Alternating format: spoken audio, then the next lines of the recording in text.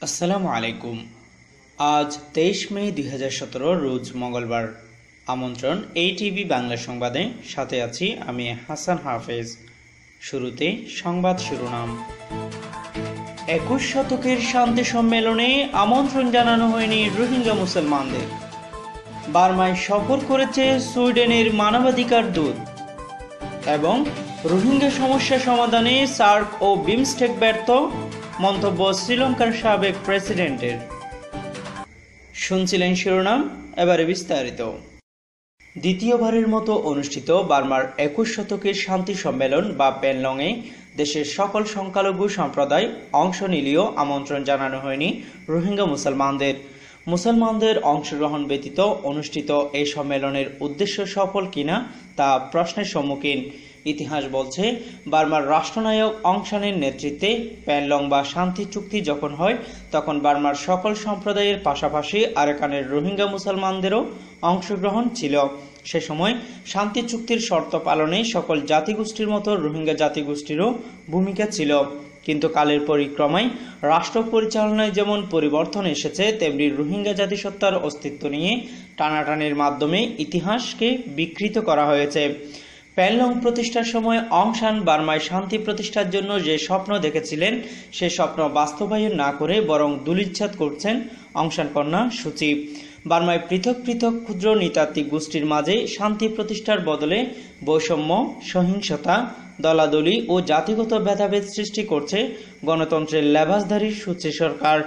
এর বড় প্রমাণ দ্বিতীয় প্যানলং সম্মেলনে রোহিঙ্গা জাতিগোষ্ঠীকে দূরে রাখা, অথচ বার্মার বিদ্রোহী সশস্ত্র সংগঠনের নেতৃবৃন্দকে এই সম্মেলনে আমন্ত্রণ জানানো হয়েছে। জানা গেছে, নেপিদুর কেন্দ্রীয় দপ্তরে গতকাল অনুষ্ঠিত সম্মেলনের দ্বিতীয় অধিবেশনে পূর্ব ও উত্তরাঞ্চলের 7টি জাতিগত সশস্ত্র সংগঠনের প্রতিনিধিগণ উপস্থিত ছিলেন। সেগুলো হলো united Wa state army, national democratic alliance army, Shan state progress party, Kachin independent army, Ta'ang national liberation army, Arakan army এবং মিয়ানমার ন্যাশনাল ডেমোক্রেটিক আর্মি। বার্মার নতুন সরকার গণতন্ত্রের পোশাক পরে ক্ষমতায় আরোহণ করলেও প্রকৃতপক্ষে গণতন্ত্র প্রতিষ্ঠা ও মানবাধিকার রক্ষা হচ্ছে না দেশের উত্তরাঞ্চলের আরাকান রাজ্যে প্রতিনিয়ত মানবাধিকার ভুলণ্ঠিত হচ্ছে। শান ও কাচিন রাজ্যেও মানবাধিকার সুরক্ষিত নয়। এমন সময়ে বার্মায় সফর করেছেন সুইডেনের জাতীয় মানবাধিকার কমিশনের দূত আনিকা ভিন ডেভিড।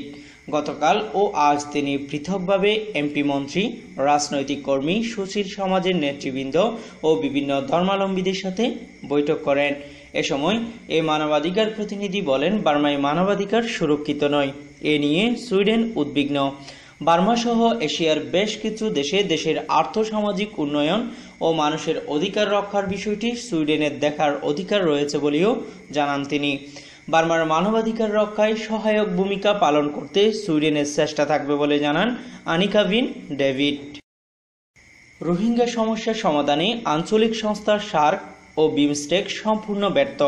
প্রতিষ্ঠান দুটি এ অঞ্চলে কোনো রকম রাজনৈতিক ভূমিকা রাখতে পারছে না, এমন মন্তব্য করেন শ্রীলঙ্কার সাবেক প্রেসিডেন্ট চন্দ্রিকা বন্দ্যোনায়কে কুমারাতুঙ্গা।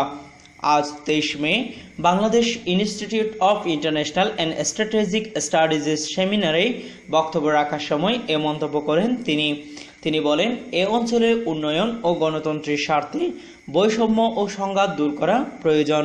শ্রীলঙ্কাও অভ্যন্তরীণ সংঘাত নিরসন করে এখন গণতন্ত্র ও উন্নয়নের পথে সাফল্য পেয়েছে।